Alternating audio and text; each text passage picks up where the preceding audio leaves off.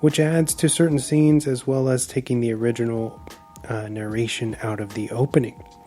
Dark City was released in the US in February of 1998 and was met with mixed reviews as well as a disappointing box office draw, only grossing around $14 million against its $27 million budget. Overall, Dark City is one of the best films to come out of the 90s, although it did have the misfortune of coming out within the orbit of not only Titanic, but the original Matrix would drop just a year after this piece. Go find Dark City and watch it. Thank you. It's a good intro.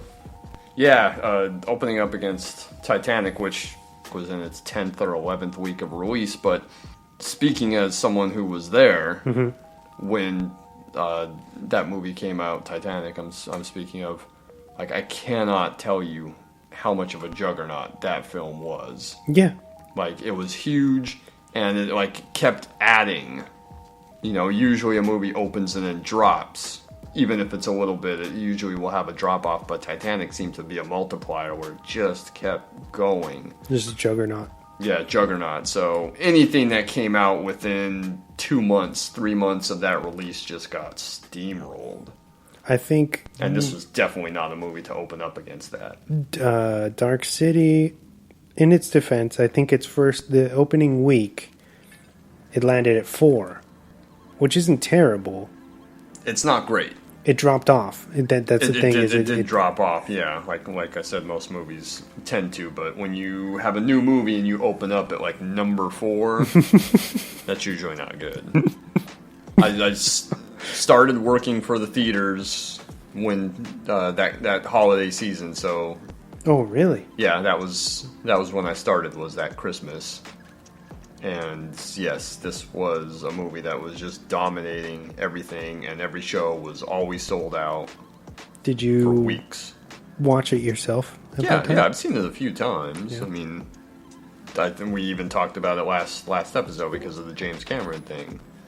I don't particularly care for it, but I have seen it in a theater, I think twice. Did you like it back then? Like when you saw it for the first time, were you... I was still like kind of where I am now, where I'm like, the second half is the okay. Spectacle is good. But the first half, the dialogue and everything is kind of bad. And like I just don't give a fuck about the love story stuff. But the spectacle is amazing, and especially on the big screen, it was pretty great to see.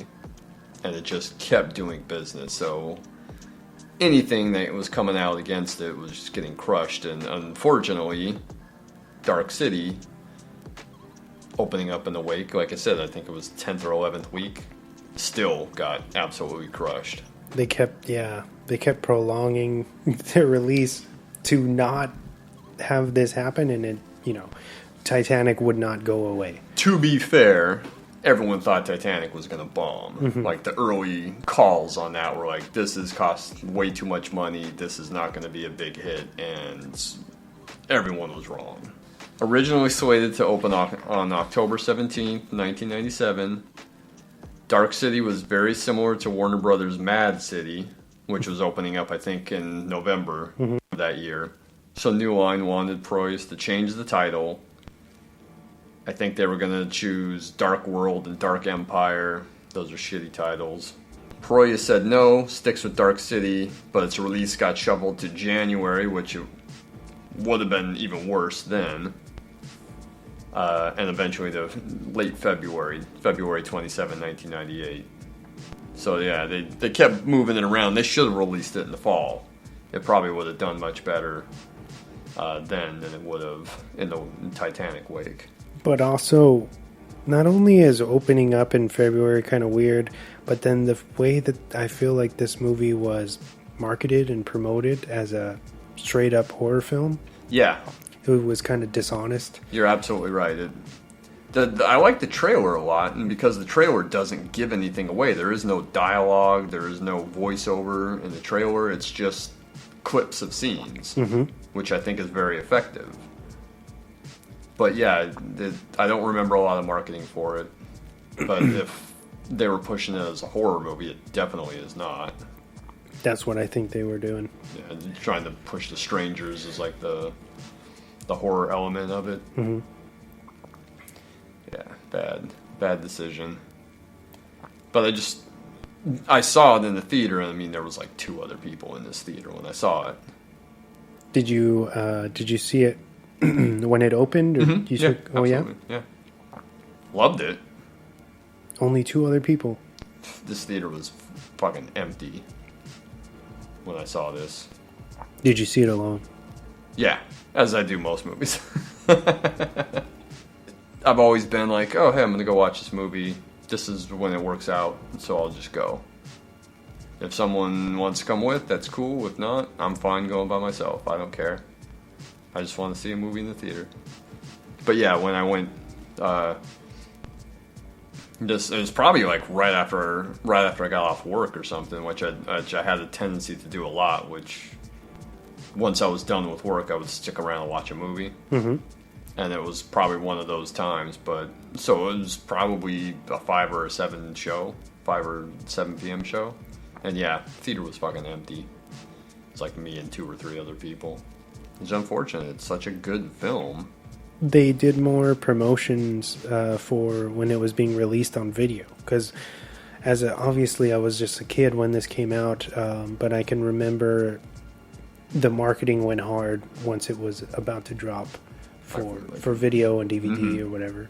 But as far as theatrically, I don't remember really seeing trailers or TV spots or much of anything. I don't remember seeing a trailer for it. Actually, the trailer that I saw for it was on some like video compilation that a friend of mine had that had, trailers for like the big upcoming movies in like late 97. I remember seeing that on there. And that was the only time I can remember seeing a trailer for it. Yeah. I don't think even when I went to go see Event Horizon, I don't remember seeing a trailer for Dark City. And that probably would have been a good movie to kind of market it with. Even though, yes, it's not a horror film, but it is sci-fi. Mm-hmm. I mean, and there's an element of dread in there that you can, like, existential horror, maybe, I guess. But it's funny because it's riding this line of sci-fi, but then, and it has a lot of in common with the Matrix, except for I feel like you have to pay more attention to the plot or else you're going to get lost, and it doesn't have the kind of action payoffs that it's very much a film noir. It just has this sci-fi element to it, which gets more sci-fi as the film goes along. Yeah, but the first hour, and maybe even more, is like so much film noir, and that's what I think makes it really great and really unique. It's kind of strange watching this through the lens of today, seeing how well it's aged and people, and then reading some of the negative reviews saying like it's all style and no substance. What? Yeah. Are you kidding me? That's so wrong. Yeah. When we get into that, I have some quotes from some people, but I was like, what did you want? Like, I didn't. It's so complex. But at the same time, it doesn't, it's not like Nolan, where you could potentially, like, your brain might hurt because you're trying to, figure everything out. Like, it's pretty, like, okay to follow. Yeah. I agree with what you said in your intro, that the forced opening narration that they made Proya puts in shows the entire hand at the very beginning of the movie. Yeah, they kill. Instead of letting you, like, kind of discover this mystery as the characters do. Yeah. And even then, it's not fully revealed that they're aliens. You have some of the stuff on screen, like when the guy gets the top of his head cut off on the top of the billboard. But even when Sutherland is talking when they're in the boat in the canal going towards the end of the city, the edge of the city, he's kind of talking about what is going on, but even then he doesn't explicitly say what he does in the opening narration of the theatrical cut, which I rewatched just that part to see, because I was like, you know, what does the narration say? Because it had been a while since I actually watched that version. Mm-hmm. So I went back and rewatched it after I watched the director's cut for this show. I went back and rewatched just the beginning of the theatrical to see how much it gives away, and I was shocked that like it gives away everything. Yeah, there's in the beginning. Test audiences, man. I hate when studios do that. It's like I think there's a good quote from Proya, but it's just the real dumbing down. Mm-hmm. And it's like, we need to appeal to every single person. And I get it. It's a business. You want to make money. But at the same time, you're making your movies like so middle of the road that there's nothing that really sets it apart. If someone doesn't get your movie, fuck them. Who cares? Make the movie, you know, make it how you want it. And I think that's what Proya was really upset about, was it was kind of like cutting his artistic vision in order to appease, you know, some dumbass in the audience that didn't get it. I think in one of the documentaries that they have for the film, Proya himself says that it was, how do you say, intentional, that he wanted us as the audience to be confused when the movie starts. That's, yeah, like the main character, like John Murdoch. Yeah, he's super confused as to what's going on. Like, yeah. They don't want you to know everything that's going on, and then you slowly take the journey as the character takes it. Yeah. Can you imagine Memento if that was like all spilled out for you at the same time? No. Because it ruins the entire... And that's what they did single-handedly with forcing him to put that narration in. It was like, well, okay, do I really need to watch the movie now? Yeah.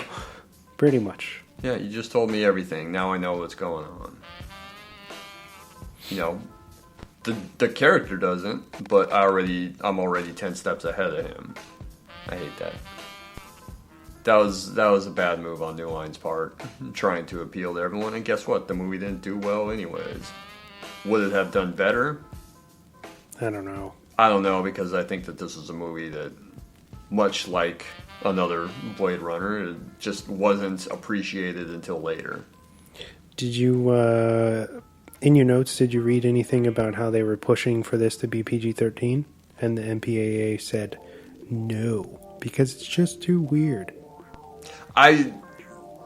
After rewatching it, I was thinking, you know, because at the very end, the blue ratings card comes up and says, you know, rated R. I was thinking, why is it R rated? Because it's there's some nudity, just like a tiny bit, which okay, but which he put in there because to say fuck you for them giving him the R. Oh, really? Yeah, I guess they put in all that. He was like, well, I'm gonna curse and put more violence, and you know. But there's no language in it.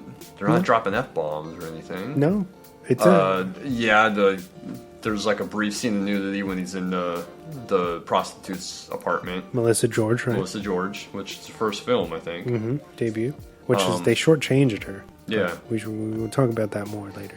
And then, you know, kind of having the flashbacks of the crime scenes. You know, when John discovers a body in the apartment that he wakes up in, or the hotel room he wakes up in.